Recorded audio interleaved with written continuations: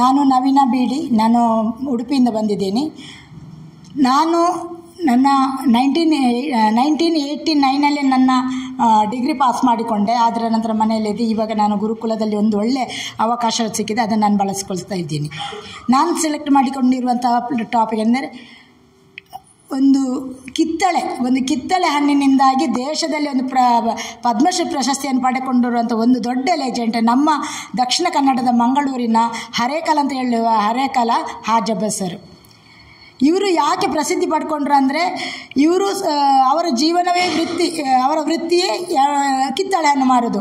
ನಮ್ಮ ಮಂಗಳೂರಿನ ಹಂಪಲಕಟ್ಟ ಬಸ್ ಸ್ಟ್ಯಾಂಡಿನಲ್ಲಿ ದಿನಾ ಕಿತ್ತಳೆ ಹಣ್ಣನ್ನು ಕಿತ್ತಳೆ ಹಣ್ಣನ್ನು ಮಾರ್ತಾ ಇರುವಾಗ ಅವರಿಗೆ ಆದ ಅನುಭವ ಏನಂದರೆ 1990ರಲ್ಲಿ ಅವರಿಗೆ ದೊಡ್ಡ ಒಂದು ಆಘಾತವಾಯಿತು. ಯಾಕಂದರೆ ಎಲ್ಲ ಬರ್ತಾರೆ, ಎಲ್ಲ ಇಂಗ್ಲೀಷಲ್ಲಿ ಮಾತನಾಡ್ತಾರೆ, ಅವರಲ್ಲಿ ಇಂಗ್ಲೀಷಲ್ಲಿ ಮಾತನಾಡ್ತಾರೆ. ಆ ಸಮಯದಲ್ಲಿ ಅವರಿಗೆ ಇಂಗ್ಲೀಷ್ ಗೊತ್ತಿರಲಿಲ್ಲ. ಈ ಇಂಗ್ಲೀಷನ್ನು ನನಗೇ ಇಷ್ಟು ಕಷ್ಟ ಆಗಿದೆ ಅಂತ ಹೇಳುವಾಗ ಅವರಿಗೆ ಭಾರಿ ಬೇಸರ ಆಯಿತು. ಕಡು ಬಡತನದಲ್ಲಿದ್ದಾರೆ, ಆದರೂ ನಮಗೆ ಏನು ಮಾಡುವ ಹಾಗಿಲ್ಲ ಎಂಬ ಒಂದು ಮನಸ್ಸಲ್ಲಿ ಇತ್ತು. ಆದರೂ ಛಲ ಬಿಡಲಿಲ್ಲ. ಅವರ ಗುರಿಯ ಮೇಲೇ ನೋಟ ಕೊಟ್ಟರು. ಏಕೆಂದರೆ ಅವರು ಆ ದಿನದ ನಂತರ ತನ್ನ ಎಷ್ಟೇ ಬಡತನ ಇರಲಿ ಅದರ ಒಟ್ಟಿಗೆ ತಾನು ನನ್ನ ಊರಿನಲ್ಲಿ ಒಂದು ಶಾಲೆಯನ್ನು ಓಪನ್ ಮಾಡಬೇಕು ಅಂತೇಳಿ ಸ್ಟಾರ್ಟ್ ಮಾಡಬೇಕು ಅಂತ ಒಂದು ಮಹತ್ತರವಾದ ಯೋಜನೆಯನ್ನು ಹಾಕಿಕೊಂಡ್ರು. ಆ ಯೋಜನೆಯನ್ನು ಹಾಕಿಕೊಂಡ್ರೆ ಆ ಯೋಜನೆಗೆ ಬೇಕಾಗುವಂಥ ಯೋಜನೆ ರೂಪಿಸಿಕೊಂಡು ಒಂದು ಪ್ರಾಥಮಿಕ ಶಿಕ್ಷಣ ಸಂಸ್ಥೆಯನ್ನು ಸ್ಟಾರ್ಟ್ ಮಾಡಿದರು. ಆದರೂ ಸ್ಟಾರ್ಟ್ ಮಾಡಿದ್ರು ಅವರು ತುಂಬ ಕಷ್ಟನ ಅನುಭವಿಸಿದರು. ಅದು ಯಾಕಂದರೆ ಅವರಿಗೆ ಕಿತ್ತಳೆ ಹಣ್ಣು ಮಾರಿಯೇ ಜೀವನ ಸಾಗಿಸಿದ್ರು. ಅವರ ನಿರಂತರವಾದ ಉದ್ಯೋಗನ ಬಿಡಲಿಲ್ಲ, ಕಂಟಿನ್ಯೂಸ್ ಮಾಡ್ತಾ ಹೋದರು. ಆದರೂ ಶಾಲೆ ಕಟ್ಟಿದ ನಂತರ ಬೇರೆ ಬೇರೆ ಸಂಘ ಸಂಸ್ಥೆಗಳಿಂದ ದಾನವಾಗಿ ಬಂದ ಹಣವನ್ನು ಕೂಡ ತನ್ನ 1 ಪೈಸೆಯನ್ನು ಮನೆಗೆ ಹಾಕಿಲ್ಲ. ಯಾಕಂದರೆ ಅವರ ಹೆಂಡತಿ 15 ವರ್ಷದಿಂದ ನಿರಂತರವಾಗಿ ಪೇಷಂಟ್ ಆಗಿದ್ದರು. ಆದರೂ ಬಂದ ದಾನದಿಂದ ಅವರ ಪತ್ನಿಗೆ 1 ಪೈಸೆಯನ್ನು ಖರ್ಚು ಮಾಡಲಿಲ್ಲ. ಅವರ ಗುರಿ ಯಾವುದಂದರೆ ನಾನು ನಮ್ಮ ಶಾಲೆಯ ಮಕ್ಕಳಿಗೆ ಎಜುಕೇಷನ್ ಅನ್ನು ಕೊಡಬೇಕು, ಅದೇ ಒಂದು ಅವರ ದೊಡ್ಡ ಗುರಿಯಾಗಿತ್ತು. ಈ ಗುರಿಯನ್ನು ಹೇಗೆ ಸಾಧನೆ ಮಾಡಿಕೊಂಡ್ರು ಅಂತ ಹೇಳಿದರೆ ಅದು ಛಲ. ಅದೇ ರೀತಿಯಾಗಿ ಯಾರು ಎಲಿಮೆಂಟ್ರಿ ಸ್ಟಾರ್ಟ್ ಮಾಡಿದರು, ನಂತರ ಹೈಸ್ಕೂಲ್ ಸ್ಟಾರ್ಟ್ ಮಾಡಿದರು.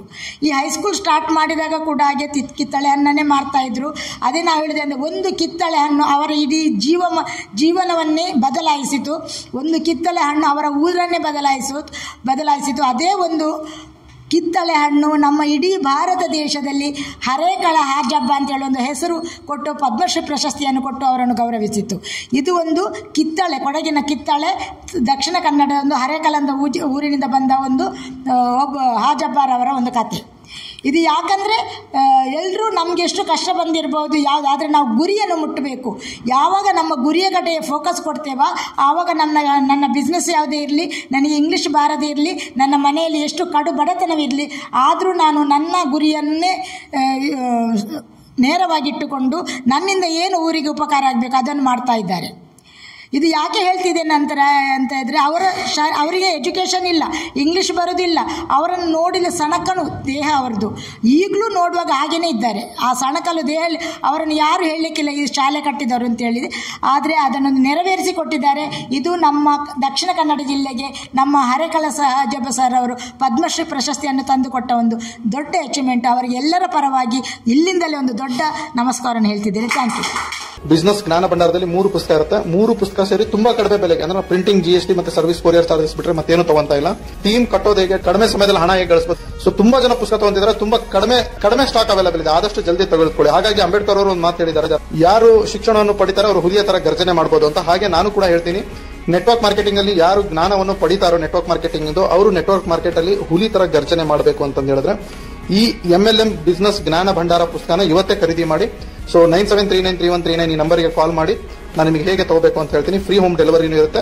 ಸೊ ಇದನ್ನ ಮೊದಲು ಫೈನ್ ಸ್ನೇಹಿತರೆ, ಇನ್ನು ಹೊರಡ್ತೀನಿ ನಾನು. ಮತ್ತೆ ಹೊಸ ವಿಡಿಯೋ ಜೊತೆ ಬರ್ತೀನಿ. ಸಬ್ಸ್ಕ್ರೈಬ್ ಮಾಡೋದು, ಲೈಕ್ ಮಾಡೋದು, ಲಿಂಕ್ ನ ಶೇರ್ ಮಾಡೋದು ದಯವಿಟ್ಟು ಮರಿಬೇಡಿ. ಮತ್ತೆ ಆಲ್ ದ ಬೆಸ್ಟ್. ಮತ್ತೇನಾದ್ರೂ ಇದ್ರೆ ನನ್ನ ಜೊತೆ ಪರ್ಸನಲ್ ಟಚ್ ಇರಲಿ. Love you, take care, bye.